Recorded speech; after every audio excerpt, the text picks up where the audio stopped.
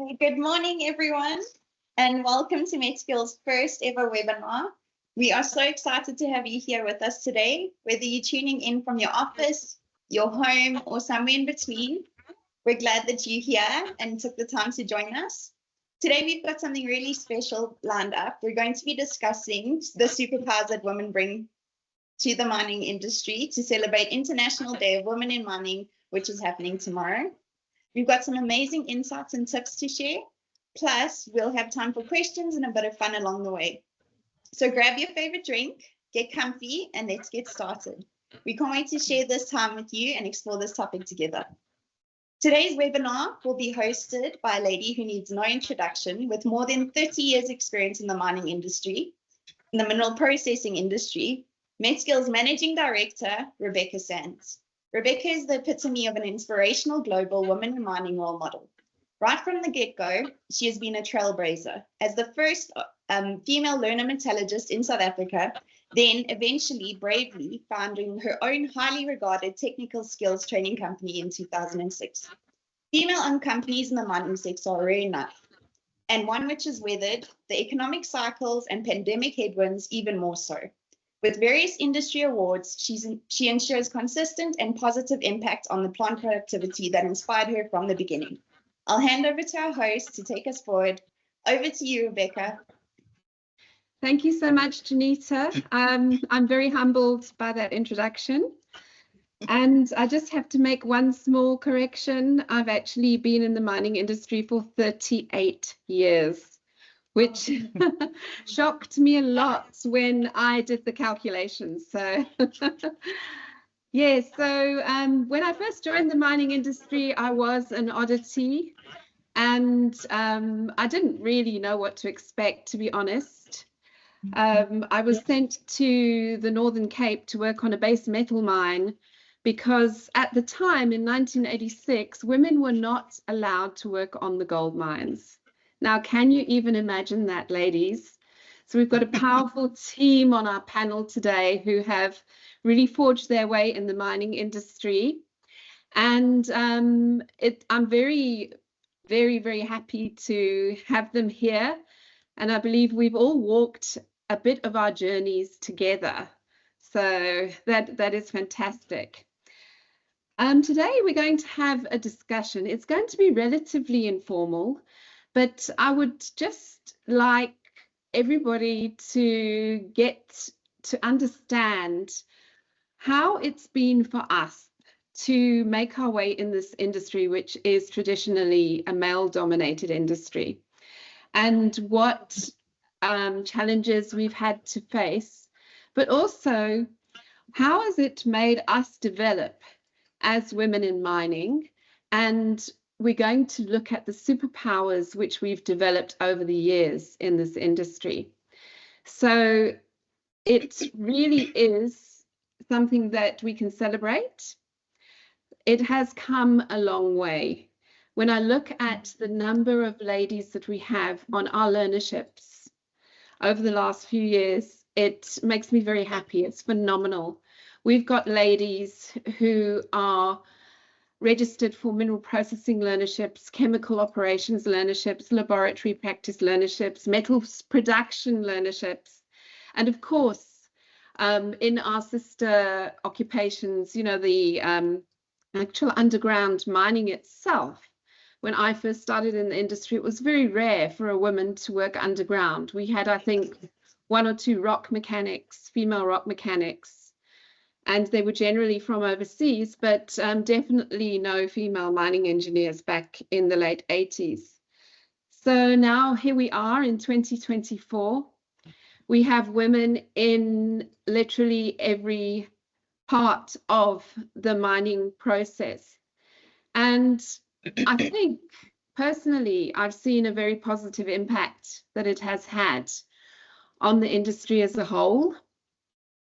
And when we open the floor for questions after we've heard from all our wonderful panelists, we can maybe interact a little bit with everybody who's joined us, and you can share some insight into how your journey has been. So without any further ado, I'm going to start off by introducing our first panelist, and that's Papadi. So Papadi, she has been working in the mining industry since 2007. She comes from Kroonstad, and that is a town near Welkom in the Free State. And she started working as a plant operator at Voorsput mine, which was a very state-of-the-art diamond mine. And she was one of the first 13 women at that mine, so also trailblazer in her own right. When she started, she had matric, and the company put her on to a plant training program. She was one of our learners, one of MetSkill's learners. I'm very proud to say she did really well with her metallurgy qualification.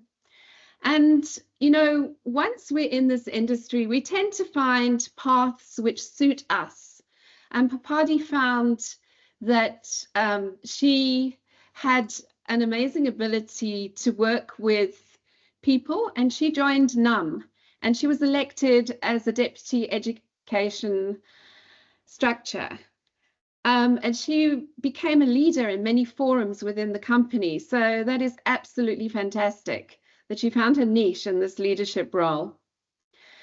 She became a section supervisor on the plant, and she was instrumental in getting new employees to be trained in their mineral processing training certificates.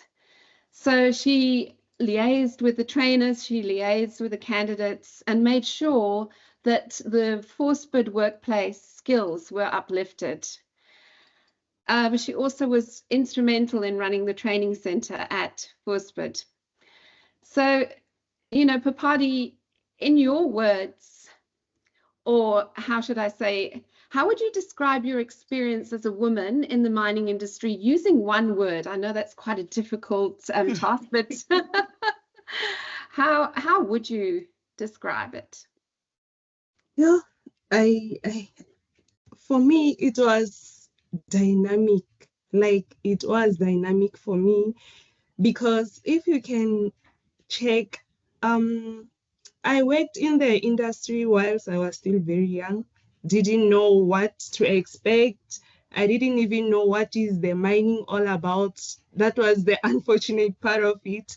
But you know what, when it comes to the journey and the attitude that one decides, like once they start with the journey, it was, for me, I'll say it was just dynamic for me. I don't want to lie. I don't even have that one word to explain it, but I think dynamic is the word for me.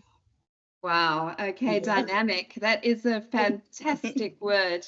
And knowing you, I know that it describes you personally. So, and is that word negative or positive, would you say?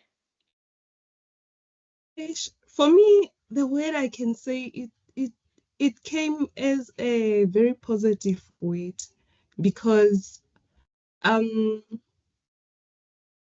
way the journey has been, the constant changes in the career, like in the mining industry, for me, it was positive, because during the journey, I could, you know, I always had this positive attitude. I was always full of energy, even though it was that very tough for me. For me, I didn't see it as a negative thing when it comes to the way things have been within the industry, like the constant changes, how we have been treated as women, more especially in the young age that I was in during that time. So for me, it was really positive.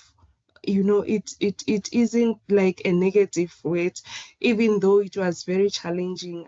I'm not gonna lie to everyone here, it was challenging, but for me, the journey has been so positive, because it gave me the opportunity to really reflect on what my goals are, even though for one, when you are in this new journey, you are not even sure what to expect. However, I put everything, like the positivity, I used everything, the obstacles I used myself, walk through the journey within this industry. So it was positive for me. It was. That's great, because I mean, I remember coming to Fuspert, and at the time you were working under a Section 189. Things were really difficult. You know, the mood in the whole mine was quite depressed. You know, everybody was looking at how their future is going to pan out. And one of the things you had to do during that time was keep the people motivated enough so that they could carry on with their training. And for me, that was such a difficult task, but you managed to do it. You kept those learners coming to the classroom. You kept those learners doing their practical assessments, even though you knew yourself that your job was also coming to an end. Can you give us a bit of insight into how that was? Yeah, that was like, even though we knew that the mine's life span is going to be but when the news were formally out there, it was really a shock for us to say, okay, now what's going to happen next? I even remember very well, I was talking to the HR manager the other time, telling him that, you know what, this thing is really frustrating me. And he said to me, with everything you have to make sure everyone who's going to interact with you does not see this kind of you're feeling. Like, we do understand, but please don't show it to everyone. We rely on you. You've been here from the beginning. Please just be the leader you've been all this time. And that for me was really like, wow, like, am I doing that well, or have I been doing that well previously in this challenging situations, to a point that the whole HR manager can just say those words to me. And Rebecca, just like, to be honest with you, from that day, I said, you know what, let me be the leader I've been. Like, let me stand up. Let me stop worrying about all these things. We'll see things when we get there, but let me push with the leadership. Let me push and make sure that everyone completes their program. And when they go out there, they are shining stars from from us, the Voorspoed mine or DBS mine. And that for me, it was like, I don't know, the best feeling ever, to say at least the management can see how I've been doing. And during that time, they did it, they even, in fact, later on, whilst we were busy with the program, they asked me to stay behind so that I can push the projects within that period of time during the retrenchments. I was one of the very few people who left behind, who were requested by a company to say, just stay up until you finish this kind of programs which you really take into heart before you can move on to your next operation or wherever you want to go. So yeah. Wow, that's amazing. Yeah. Papati, I'm going to take you back a little bit, because obviously before you became the training center person and the leader that you were destined to be, you had to work in the plant and you had to do physical tasks in the plant. So I don't know how many people understand how physically demanding working in a mineral processing plant is. You're wearing overalls and heavy boots and a hard hat and safety glasses. It's a noisy environment. It's a dusty environment. Not only that, as a woman, you also have to do some pretty tough physical tasks. And I would say that is really one of those obstacles that we face as females in the mining industry. Can you give us a little bit of an example of how you coped with the physical challenges of working in production on shift?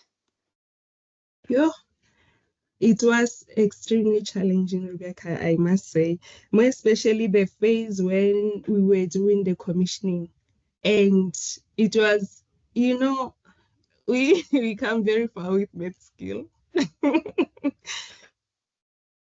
started with the commissioning phase. Obviously, for most of us. Remember, in the processing, we were very few women because from that 13, we had to have women going into the mining, which is the open pit side. Then we had those ladies who had to go for engineering, and the few of us went into the plant.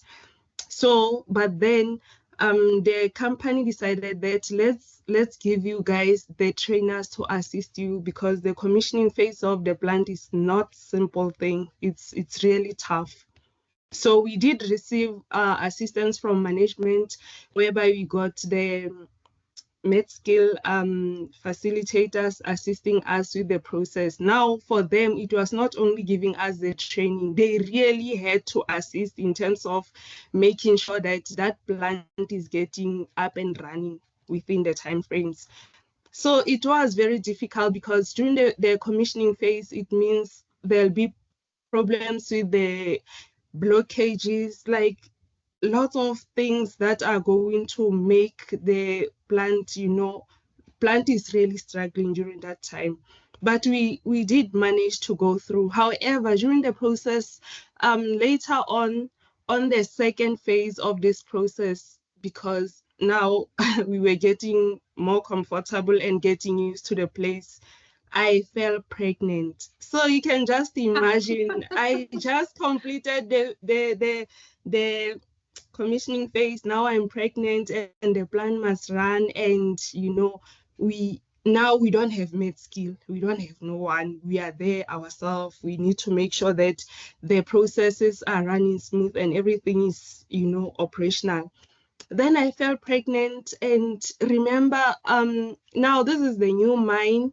The procedures are not really accommodative in terms of this kind of situations whereby a woman get to fall pregnant. Now it's another challenge, and I was extremely frustrated because everyone was asking me, how can you even fall pregnant within this time frame? Like, are you You didn't plan it well enough. And sorry, Papadi, I'm going to interrupt you just a little bit, because I was also in the situation where I was in production, and then I was newly married, and of course you're starting a family. Masehu's been there as well, and Tandi's been there as well. And back in the day, I mean, I had my first child 33 years ago. It was a very different scenario to how it is today, because it was such an oddity, and you're worried about your baby, and then you're more tired than you normally are, and it just becomes very stressful. So, and with your colleagues saying to you like, oh, why on earth did you fall pregnant? That just gives you, I mean, I'm sure it added much more pressure to you at the time. So now you work at Minipex, and you work with a number of ladies, a number of women in the mining industry. What kind of superpowers do those women bring to the mining industry, do you think? To my experience, when it comes to superpowers, women will always be women, no matter the place, the circumstances, and whatnot. So with my experience, when I'm really comparing women and men, women will always have that kind of, I don't know, motherly love or something in whatever they do. And that is what is really frustrating us as women, because we want things to be so perfect, and we want to be like, I don't know, super mothers or super women within the workplace. So the way the women are by nature, that on its own, it's giving the superpowers. I'm not sure how to explain, but as women, we know how we are, and they do display their superpowers, like they do. And they are not even aware. Most of the time, we are not even aware. Yeah. And you can tell when we are not at work or something is going wrong. You can tell this means they are not even able to solve things the way women do. So, yeah. I agree with you totally, and I often think that having diversity in the workplace with women and men. We complement each other. So maybe, I mean, I remember not being able to open a valve on a mill discharge line, a huge big manual valve. And I needed somebody to help me with that. But then my shift supervisor needed somebody to help him with structuring his shift end report or something like that. So we work together and we complement each other, which I think is great. And it does bring a softer side to the industry as well. So my last question for you, Papadi, is what is your advice for women in the mining industry who need help accessing their power? My advice will be just focus on your dream. Once you are in the industry, you will have a dream. You want to see yourself somewhere someday. Just focus on that. Come to work, do whatever you have to do your level best. Because with women, you can't just do your work and leave. I'm not gonna really, we work 10 times harder than males. That's the fact. So just do your part, do whatever you need to do the best way you can. Then you will get where you want to. Then your superpowers one day will pay off. That is excellent advice. Thank you so much, Papadi, and I hope that you have many more very happy, productive years focusing on your dreams. Thanks, Rebecca. Thank you, everyone. So now we're going to speak to a lady who I see as such an amazing entrepreneur. So Thandi Maramo, she's got a diploma in chemical engineering.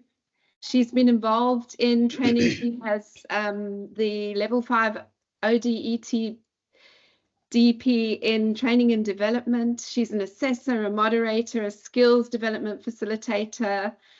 She's a subject matter expert with the MQA, and she's been instrumental in a lot of the qualification development over the years with the MQA.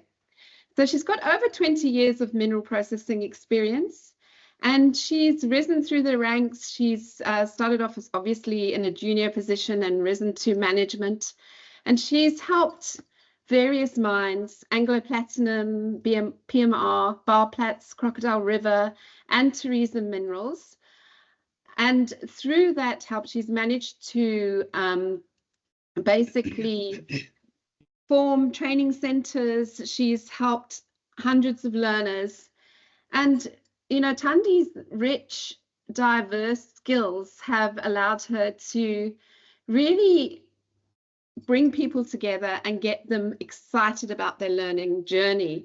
So she's hosted and mentored over 140 interns and over 50 students over the years since 2015.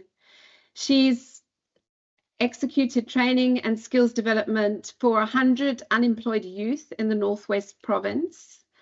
And she continues to facilitate and conduct assessments, moderates assessments, and coaches and mentors students. So Thandi, thank you for joining us today. It's lovely to have you here. Thank you for the intro, Rebecca. And she's always glamorous. That's one thing I have to say. So, Thandi, let's just get straight into it. Okay. What's your word that you would use to describe your experience in the mining industry? Good morning, everyone. I would say interesting. More than anything, it's been very interesting. When I studied chemical engineering, I didn't even know what was it about. When I went to the varsity, the technicon at the time, I just heard the chemical name and I thought, oh, okay, I'm gonna wear a white coat and be cozy in the lab and do all these fancy things. And then to my surprise, when I get to the industry, there's noise, there's dust, there's all sorts of dangerous machines. And yeah, so it was challenging and interesting at the same time, but it's been a worthwhile journey. I've loved it so far. That's great. So interesting is an interesting word because it can have, sort of various connotations. Would you say that the word is negative or positive in your perception? Well, in my career, I think it's been positive. Obviously, it's a journey, so it's got speed bumps, it's got everything in it, but it's been a positive journey. I am what I am today because of the mining industry. It has shaped who I am and what I am, so I'll forever be grateful to the industry. I think to some extent it has shaped my personality because I wasn't like this from the beginning. When I finished my S4, I was a teacher, so I was working with the kids and I didn't know how it was to work with adults, to work with men specifically, because it was a lot of men at the time, even now, but obviously now there's more women. But it was challenging, but it's positive overall. That's great. Yeah. So you were moved very quickly into an adult learning environment. And I'm going to ask you as well, how did you find the physical aspects of the job, working on the plant, getting dirty, lifting heavy objects, working at height, all of those things? Yeah. How was that experience for you? Yeah, Rebecca, I'm not gonna lie, it was challenging. Like I said to you, I didn't expect to see such big equipments because remember at varsity, you see a pump, but it's a small pump. You see a mill, but it's a small mill. You see a reactor, but it's like a smaller reactor. It's a smaller distillation column. And you think, oh, okay, so this is nice. I mean, I'm gonna work with this funny equipment. But when you get to the PMR and then there's a big, huge distillation column, there's like all these things and chemicals and yeah, no, I'm gonna say it's been challenging, but interesting at the same time. I remember when I was a junior process engineer, I was given a project because we were doing plant change and modifications like notices. And I was given a project, I think it was on the top of a column or something. I can't even remember correctly, but I was supposed to walk the steps up to the top. And I told my senior process engineer, like halfway through that, I cannot do this. Like, I cannot. I have a fear of heights. Oh, wow. No, I have a fear of heights, Rebecca. I couldn't do it. I couldn't go up there. And I went back and I said, if you have to fire me, I think today this is it. Oh. If I have to go, I think today this is it. How did you overcome that, Thandi? I think he was a bit patient with me. I don't know, it's because I was the only lady in the department. So he said, you know what, leave that project for now. I'm gonna give you projects at heights, like projects where you need to go at heights, but at least indoors. So you can, slowly get there. So when it was indoors, at least I couldn't see outside and I couldn't see far and I couldn't focus on looking down. So slowly but surely I developed that, bravery and going up. And then eventually I went there and it was like a breeze. Now I can walk on the conveyor belt at the top and just go up and down. Oh, that's wonderful. Yeah, but it was challenging. I had a serious fear of heights. But yeah, I think one day at a time you get there. Certainly. And Yeah. did you find any other aspects of the job challenging? I mean, for example, did you do shift work? How did that feel for you? I did my first shift work because I was a junior engineer at the time. We were commissioning a new plant. So we had to work shifts so that we can monitor the plant 24/7.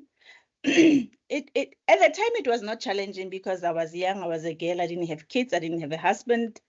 Yeah, it was okay. It only became a problem when I was doing call outs, and now I'm a new mom, I'm married.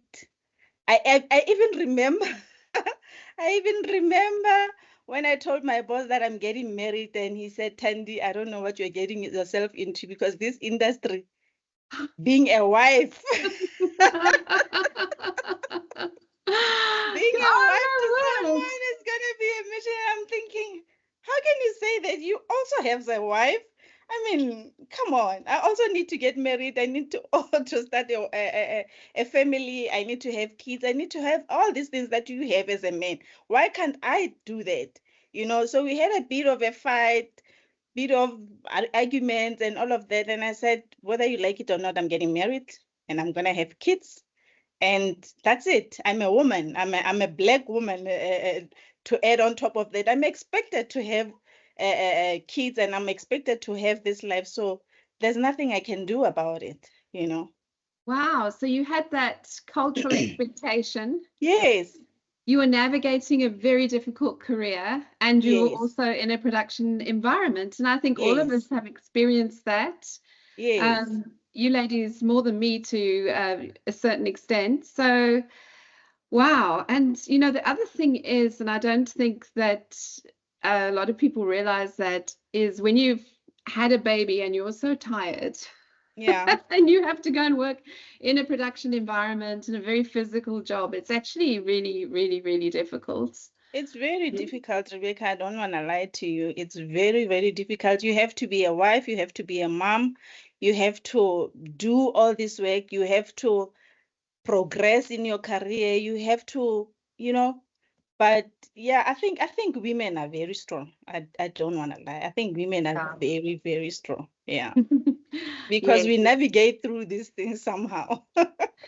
That leads us perfectly to my next question. So, you Yeah. work with a lot of women, and a lot of your women are new to the industry because you're Yes. dealing with learners, you are coaching people. What superpowers are they bringing to the industry, do you think? I think women bring balance more than Mhm. anything. I think we bring balance because this is a male-dominated industry. Um, Men on their own have a way of doing things. They have a way of thinking.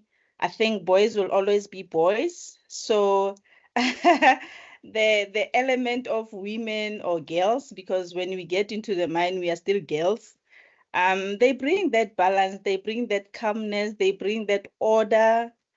Um, yeah. So even though we are not physically strong, but we have a way of making their jobs easier because we try to make things easier, you know. Okay. Yes, no, we bring the balance. They do the physical, you know, the things that need the strength, and we do the feminine. I don't want to call it the feminine because it's like it's a girly thing, but we try to bring the balance and make the work easier somehow. Okay, And I think they like it as well because um on their own they are not able to do that. Like things like typing and doing these reports, and you know, we have a way of making their life easier in a way.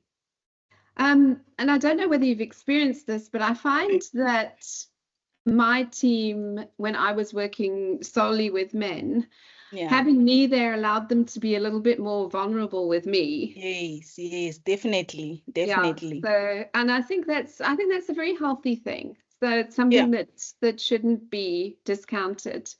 yeah. So my last question, And Tandy, they what? love it. They actually loved it as well. They love having at least one woman or two in their team. Yes.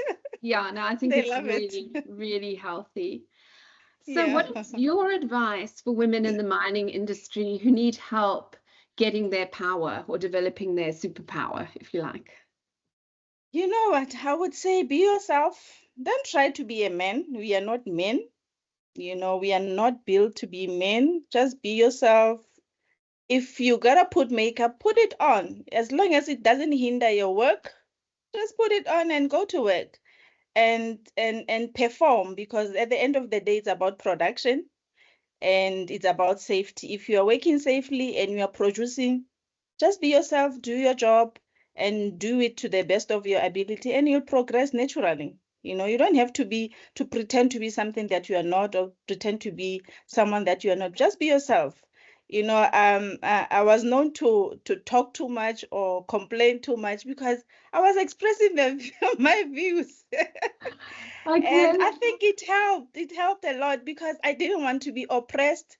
And yeah, I didn't want to be forced to do things that I'm not comfortable with. I remember underground, they also had the issue of PPE, wanting to have a female PPE, because it's difficult to have this onesie thing and you have to go to the bathroom and you have to, so expressing yourself and being yourself and looking cute while you do it. What's wrong with that? Wonderful. I love it. Oh, that is Yeah. that is fabulous advice. Be yourself. Don't try to be a man. I'll just say be yourself, focus on your career, focus on enjoying the journey, and focus on developing yourself. Yeah. That's a very good point as well. Thandi, Yeah. thank you so much. Great. Thanks, Great Rich. insight there and knowledge. So now we move on to my right-hand lady and the Chief Operating Officer of MetSkill, Masehu. So Masehu has been with MetSkill for 17 years. She started off as an experiential learning student while she was studying for her diploma. And she went on to do her BTEC at UJ, and she worked her way up in MetSkill. So Masehu's had quite a different path to Papadi and Thandi. However, it has also had its challenges. So she was obviously had to be exposed to the production environment. So when you do your occupational qualifications or your degrees in this arena, you have to go and work in the plant. You have to go and do shifts. You have to do all of those physical things as well. And Masehu is very resourceful. So once she had finished her studies and she was working for MetSkill, she started off as a facilitator, a trainer, and an assessor. She used to get her laptop and her projector and her training material, and she used to jump in a taxi and get to the mine to do her work because she couldn't yet drive. So she always found a solution for those kind of logistical problems. So over the years, as she's grown and she's grown into a role, which she now fills very well, she's now dealing with predominantly a male team. So she also has, sort of exposure to being a unique woman in mining, so to speak. And Masehu, I don't know how many hundreds of people you've touched during your career, either trained or assessed or, been the manager too. But you're now sitting in the industry, very well known and very well respected. So looking back, how would you describe your experience in the mining industry with one word, Masehu? Yeah, okay, so I will say adaptable. Okay. Reason being, I remember my first day at a mine in Rustenburg. So obviously I was there to do my in-service training. So I had to go to do my medical examination.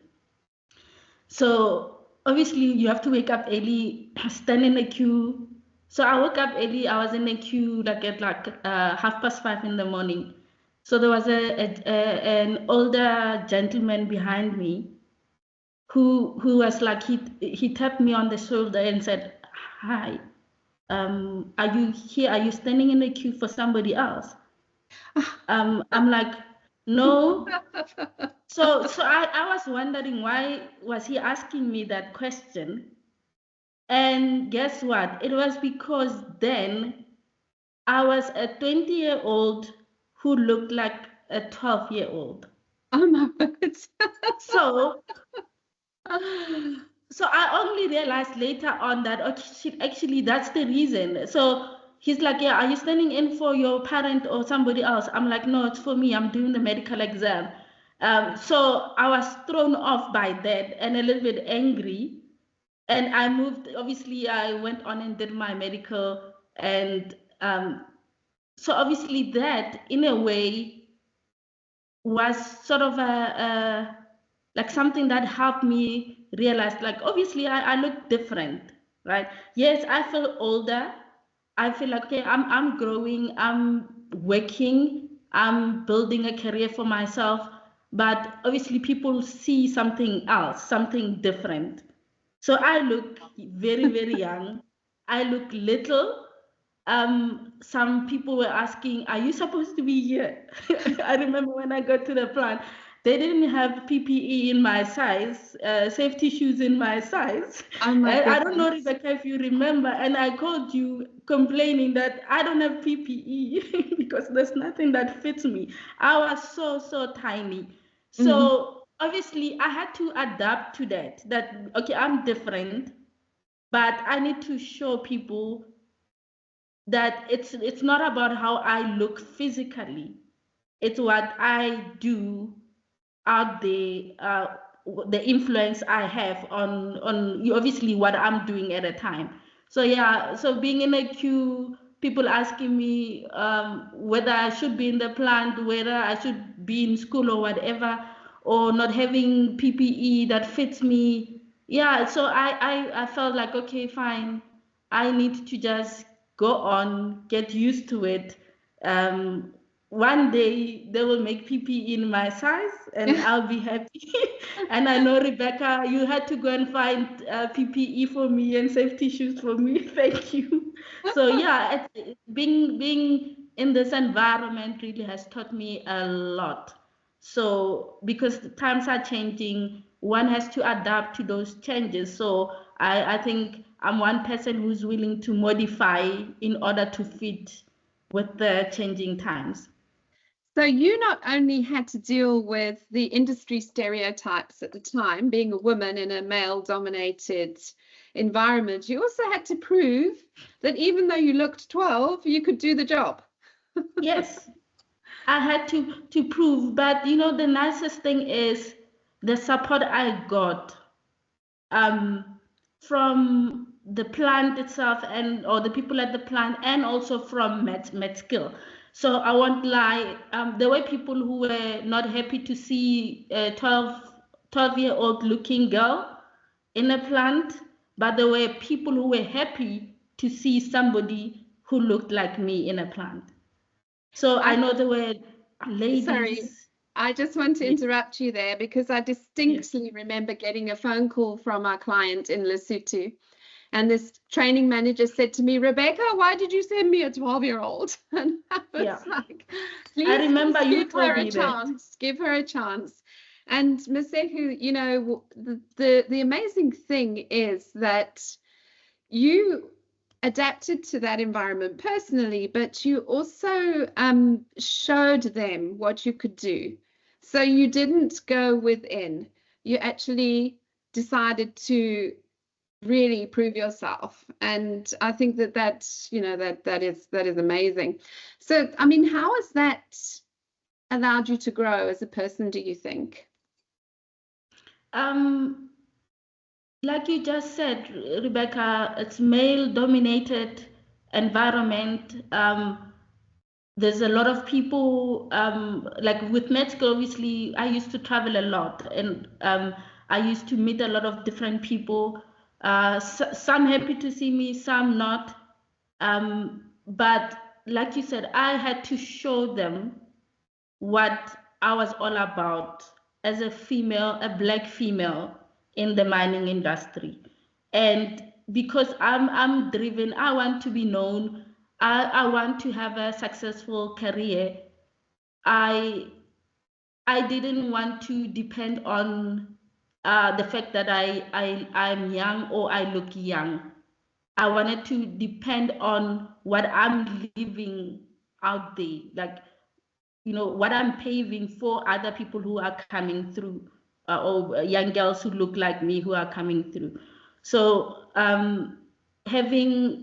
being exposed to those different environments, different cultures, different people, some are difficult, When they see somebody like me, they're saying, "Oh, I can't talk to this person. Where's Rebecca?" That kind of treatment. Oh, I used to say, "Okay, don't worry about Rebecca. She is available, but you're here with me now. So let's get on with it." And wow. that's basically built me as an individual to say, "Okay, don't let anything stand in your way. Treat every barrier as an opportunity." So because of different cultures, different environments, different people with different characteristics, I had to adapt. Sometimes, yes, temporarily, I had to adapt or modify myself so that I can get along with those people. I don't know if you get what I mean. Like change Absolutely. myself a little bit so that I can get whatever I want from that environment or from that particular individual.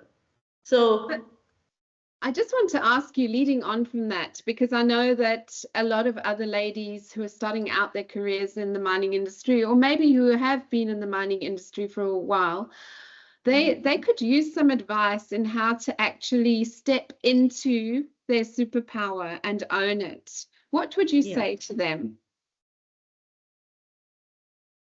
I would say nothing is stopping you to actually pierce through barriers and be a leader if you want to be a leader. Many women have done it. Papadi's here, Tandi's here, Rebecca is here. You have gone through some of the challenges they are going to go through, right? And you've made it, you are where you are because of those challenges. So somebody paved the way for us, and we are paving the way for them. So what they need to do is see the value in what women have done so far and just try and fit in, unleash their talent, work harder, and just leave the mark.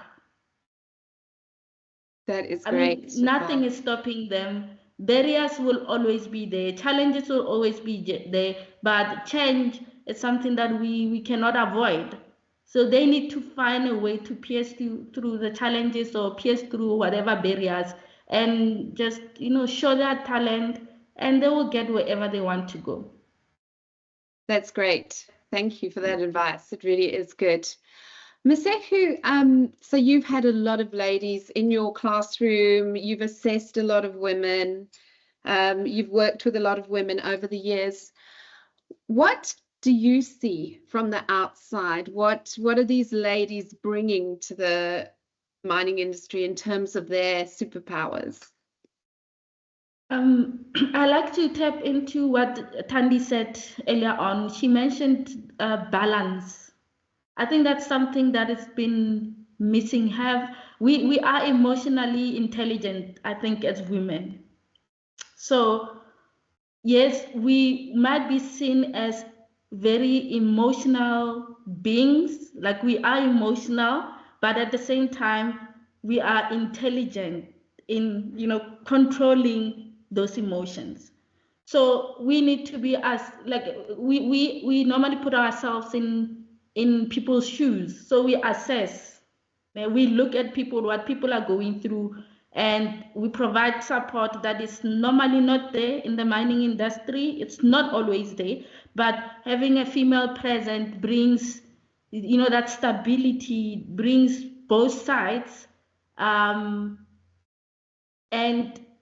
it's a very, very powerful thing. So in general, I guess I'm saying we bring strength.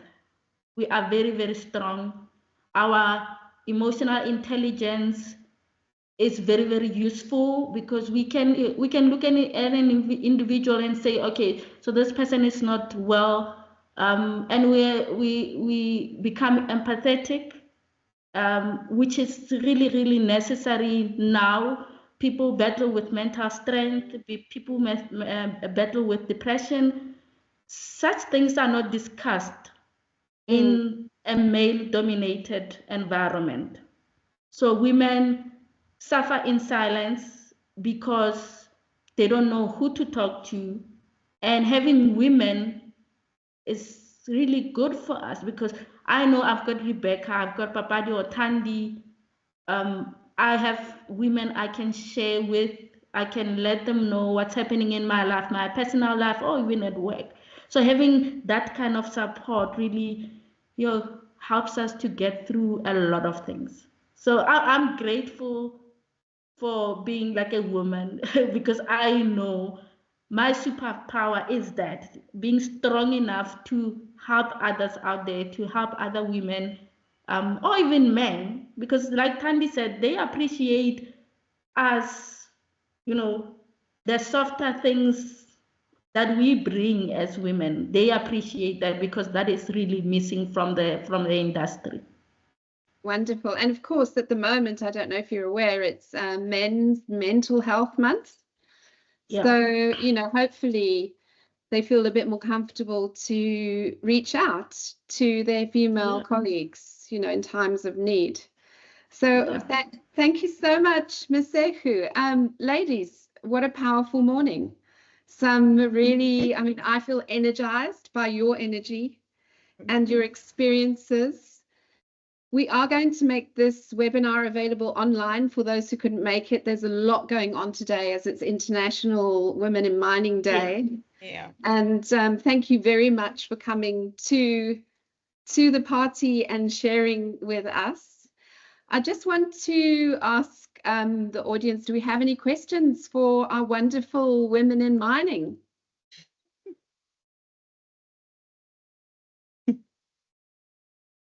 Everybody's blown away.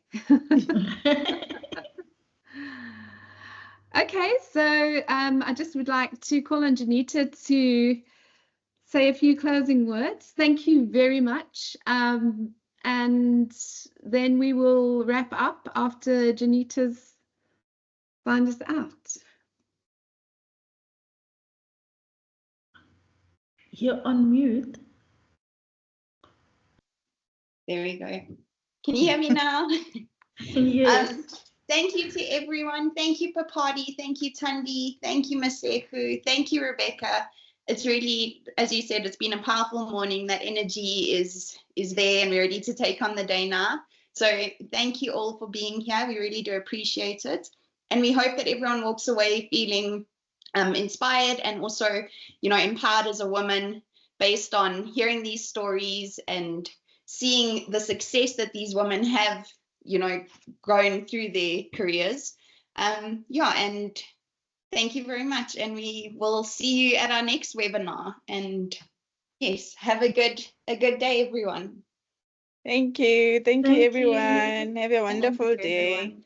Thank you, everyone. Okay, bye. Bye. Bye.